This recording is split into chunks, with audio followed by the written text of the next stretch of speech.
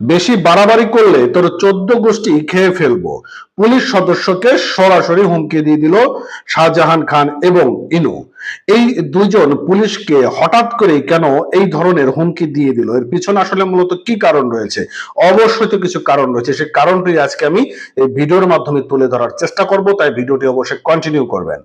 বন্ধুরা, আপনারা জানেন যে 5ই আগস্টের পর অনেক আওয়ামী লীগের নেতাকর্মীরা গ্রেপ্তার হয়েছে। তার মধ্যে অন্যতম হচ্ছে আহসানুল হক ইনু এবং শাহজাহান খান। তাদেরকে গ্রেপ্তার করে কাস্টডিতে রাখা হয়েছে এবং মাঝে মধ্যেই তাদেরকে আদালতে তোলা হয়। এবং আদালতে তোলার সময় আজকে যে ঘটনাটি ঘটে গিয়েছে সেটা হচ্ছে শাহজাহান খান এবং হাসানুল হক ইনুকে হ্যান্ডকাপ পরিয়েছে পুলিশ, এবং হ্যান্ডকাপ পরানোর পরে শাহজাহান খান সরাসরি বলল এবং হাসানুল হক বলে দিল যে আমার হাতে তোমরা হ্যান্ডকাপ পরাও, আমি একজন বীর মুক্তিযোদ্ধা, আমাকে হ্যান্ডকাপ পরিয়ে নিয়ে যাবা এটা মোটেও সম্ভব নয়, আদালতে যাওয়ার প্রয়োজন হয় আমি হেঁটে চলে যাব। তো এটা বলার পর পুলিশ সদস্য নাকি আরো কি একটা কথা বলেছে, এরপরেই এই শাহজাহান খান এবং হাসানুল হক ইনু তিনি বলেছেন যে বেশি বাড়াবাড়ি করিস না, বেশি বাড়াবাড়ি করলে তোদের 14 গোষ্ঠী খেয়ে ফেলবো।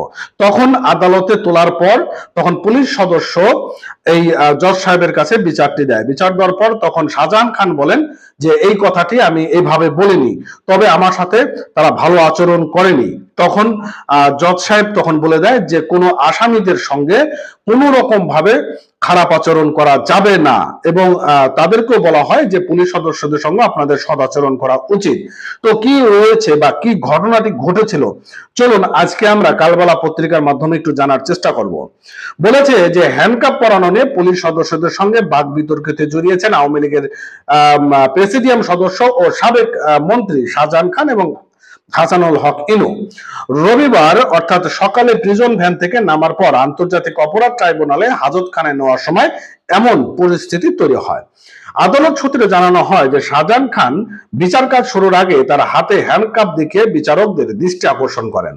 তিনি বলেন যে আমি একজন বীর মুক্তিযোদ্ধা, আমাকে হ্যান্ডকাপ পরানো হয়েছে, এটা আমার জন্য অমর্যাদাজনক। তার আইনজীবীরাও এই বিষয়ে আদালতের কাছে তুলে ধরেন এবং সেই সময় ট্রাইব্যুনালে কি হয়েছে তা জানতে পুলিশ সদস্যকে ডেকে পাঠান বিচারক।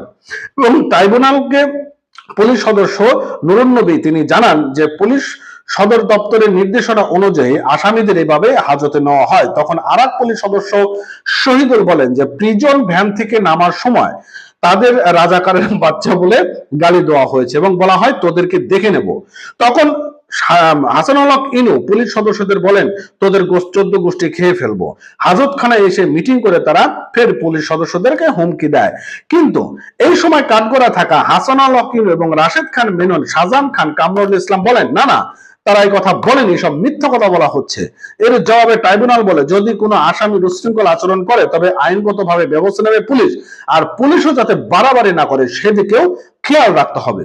তো যিনি বলেছেন অর্থাৎ আদালত যেটি বলেছেন সেটাও কিন্তু খুবই গুরুত্বপূর্ণ কথা বলেছেন যে উভয় পক্ষকে শান্ত থাকতে হবে এবং উভয় পক্ষ যেন একজন আর একজনের সাথে কোনো ধরনের খারাপ আচরণ না করে, সুন্দরভাবে যাতে তারা কাজগুলো করে।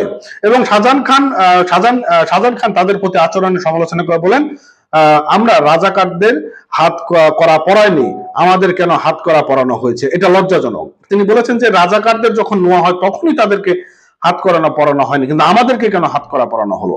তো এই বিষয় নিয়ে একটা বাক বিতর্কতার সৃষ্টি হয়েছে। তো আগামী কি এটা নিয়ে ডিবেট হয় সেটাও আমরা যদি হয় তাহলে এটা নিয়ে আমি আপনাদের মাঝে আবারও হাজির হব। সবাই ভালো থাকবেন, সুস্থ থাকবেন, নতুন হলে চ্যানেলটি সাবস্ক্রাইব করবেন, পেজটি ফলো করবেন।